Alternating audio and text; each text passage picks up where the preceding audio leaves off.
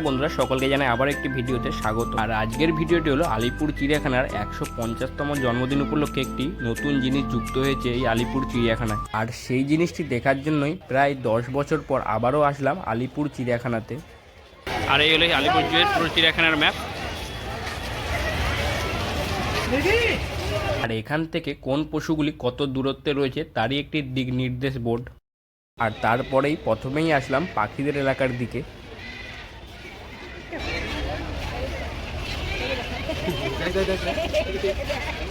তারপরে কিছুটা এগিয়েই দেখতে পেলাম হাতিকে।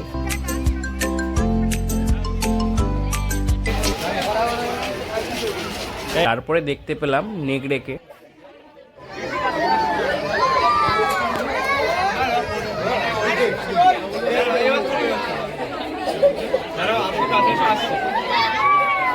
তারপরে অবশেষে আসলাম আমাদের রয়্যাল বেঙ্গল টাইগারের সামনে।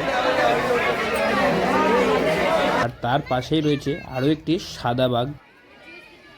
আর এই সাদা বাঘ তো প্রায় ঘুমিয়েই পড়েছে। তারপরে সেখান থেকে আসলাম গন্ডার দেখার জন্য গন্ডার বাবুর এলাকায়।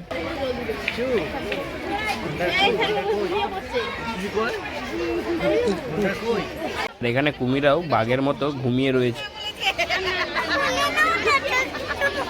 দেখতে পাচ্ছি হ্যাঁ, হরিণের শিং নেই এখন, আর সেখানে একটা শিং রয়েছে। মণিপুরের নাচিনি হরিণ।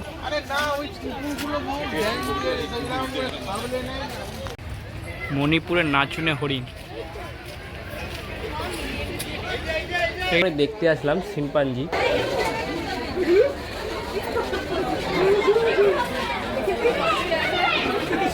তারপরে আসলাম এই চিড়িয়াখানার 150তম জন্মদিন উপলক্ষে যেই জিনিসটি যুক্ত হয়েছে। নতুন যেটি যুক্ত হয়েছে সেটি হলো এই ওয়াক ইন বার্ড এভিয়ারি। আর মানুষ বন্দি, পাখি উন্মুক্ত। চলো এবার ভেতরে প্রবেশ করা যাক।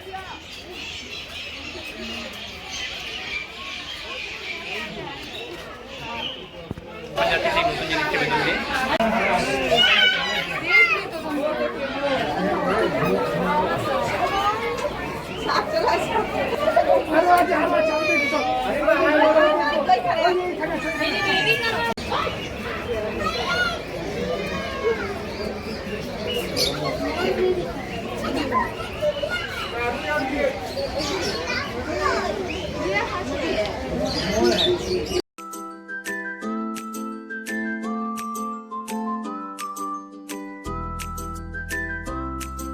চলো বন্ধুরা, দেখা হচ্ছে আবার পরবর্তী ভিডিওতে। আর অনেক পশুকেই তোমাদেরকে দেখাতে পারলাম না, কারণ অনেক পশুই খাঁচার সামনে আসেনি। আর খাঁচার ভেতরেই তাদের যেখানে থাকার ব্যবস্থা রয়েছে তারা সব সেখানেই ঘুমিয়েছিল।